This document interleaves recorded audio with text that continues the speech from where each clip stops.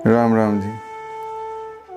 आपने दानियों की कथाएं तो काफ़ी सुनी होंगी, तो कुछ निराले दानियों की कथा भी सुन लीजिए। वैसे दान पुण्य तो जितनी आपकी समर्थता हो उसके हिसाब से करना चाहिए, लेकिन ये भी देखना चाहिए कि जो रुपए आप दान कर रहे हैं वो सही जगह जा रहे हैं या नहीं। जैसे कई तो जो ठग भी होते हैं वो भी आपको ठगने के उद्देश्य से दान लेने के लिए आ जाते हैं। तो ये देखना आपका काम है कि आप जो दान दे रहे हैं वो किसी ठग की जेब में ना जाए, किसी ज़रूरतमंद की सहायता के लिए ही जाए। लेकिन कुछ लोग तो दान देना ही नहीं चाहते या देना ही नहीं जानते। जैसे एक बड़ा कंजूस सेठ था, तो वो दान देता ही नहीं था किसी को। तो एक संत के बारे में उसने सुना कि वृंदावन में एक संत रहते हैं, वो किसी से कुछ लेते ही नहीं हैं। जो भी उनके आगे लक्ष्मी रखता है, पैसे रखता है, वो पैसों को छूते ही नहीं हैं। वो डांट देते हैं कि उठाओ उठाओ, इसे उठाओ, तुम्हें पता नहीं मैं लक्ष्मी को नहीं छूता हूँ, इसे उठा के ले जाओ। तो उसने सोचा कि वैसे तो मैं 1 रुपया भी किसी को नहीं देता हूँ, तो मैं इनको 50,000 रुपये दे दूँगा और ये कह देंगे उठाओ उठाओ उठाओ, मैं लक्ष्मी को हाथ नहीं लगाता हूँ। तो जैसे ही वो ऐसा बोलेंगे तो वो मैं पैसे अपनी जेब में रख लूँगा और वापस आ जाऊँगा। और सब में अपने दोस्तों में ये कहूँगा, समाज में ये कहूँगा कि मैंने तो 50,000 का दान दिया था, उन्होंने स्वीकार ही नहीं किया। तो मेरा नाम हो जाएगा, मेरी शोहरत हो जाएगी, पैसे भी नहीं खर्चने पड़ेंगे और शोहरत फ्री में मिल जाएगी। तो वो सेठ अपनी चालाकी से ये काम करने के लिए चला गया, सत्संग में बैठ गया। सत्संग समाप्त हुआ तो उसने 50,000 रुपये उनके आगे रख दिए। तो जो संत थे वो भी बड़े निराले थे। उन्होंने कहा कि मैंने आज तक लक्ष्मी को तो नहीं छुआ, लेकिन ये भक्त बड़ा श्रद्धावान लगता है, इसके अगर धन को नहीं छूऊंगा तो इसका दिल ही टूट जाएगा, तो इसका धन रख लेता हूँ। उसने उस 50,000 रुपये को उठाया और अपने चेले को दे दिया कि ये लो, आश्रम बनाने के काम आएंगे, कल से आश्रम का काम शुरू कर देना। और वो चले गए।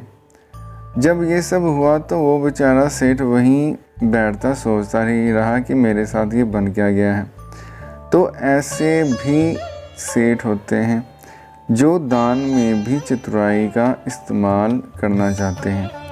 और कई ऐसे संत भी होते हैं कि जो ऐसे लोगों को सबक सिखाने का जो मार्ग है वो ढूंढ लेते हैं, इसका जो मौका है वो हाथ से जाने नहीं देते। एक और संत कंजूस सेठ थे, तो वो तो किसी को एक धेला भी नहीं देते थे। एक बार कोई मांगने वाला आ गया, पता नहीं उसके मन में क्या आया, 1 रुपया जेब से निकाल दिया और हाथ में मुट्ठी में बंद कर लिया। तो वो कुछ समय तक उस मांगने वाले से बात करते रहे और कुछ समय के बाद जब पैसा देने के लिए हाथ आगे किया, मुट्ठी खोली, तो क्या देखते हैं कि जो 1 रुपये का सिक्का था उसमें पसीना लगा हुआ था।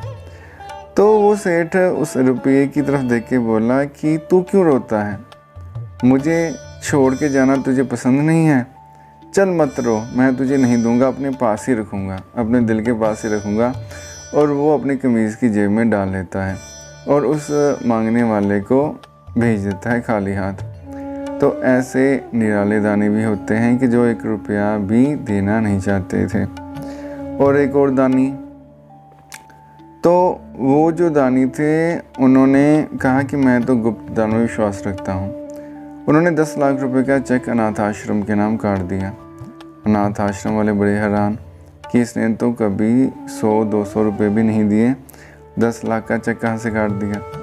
फिर उन्होंने सोचा कि चलो इनके मन में परमात्मा की तरफ से कुछ आया होगा, जो 10 लाख रुपए का चेक काट कर दे दिया।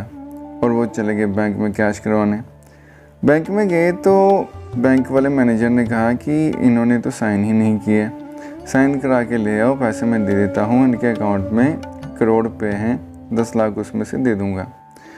तो वो वापस आ गए। उन्होंने सोचा कि जल्दबाजी में सेठ जी साइन करना भूल गए होंगे।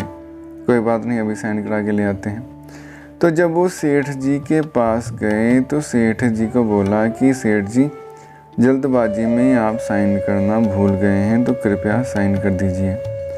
तो सेठ जी ने कहा, मैंने तो आपको कहा था मैं गुप्त दान में विश्वास रखता हूँ, तो मैं साइन तो करूँगा नहीं।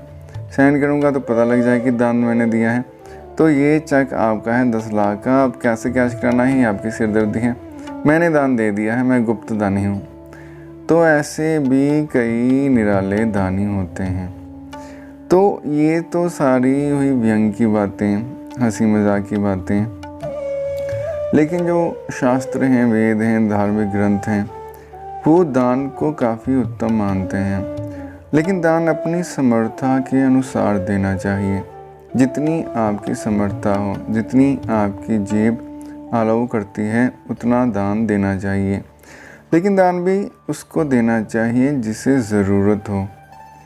कई तो धार्मिक मुखौटा लगाकर या किसी मंदिर, मस्जिद, गुरुद्वारे की आड़ में आपसे पैसे मांगने आ जाते हैं।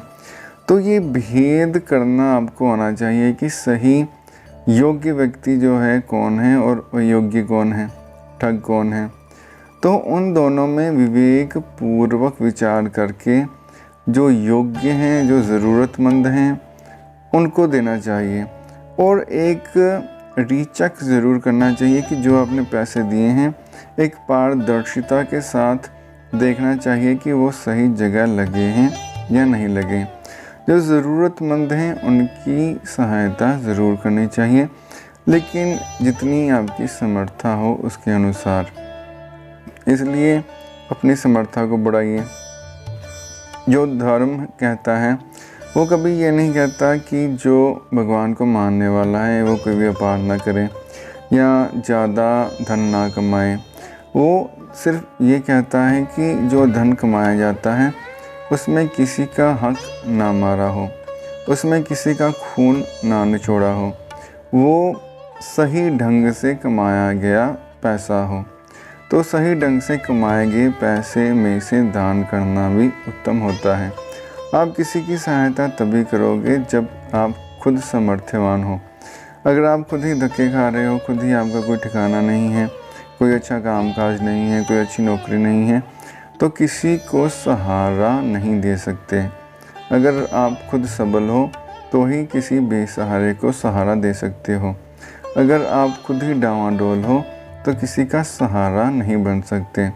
तो किसी का सहारा बनने के लिए भी समर्थवान होना ज़रूरी है। तो समर्थवान होइए, अच्छा धन कमाइए और ज़रूरतमंदों की अपनी समर्था के अनुसार सहायता कीजिए। धन्यवाद।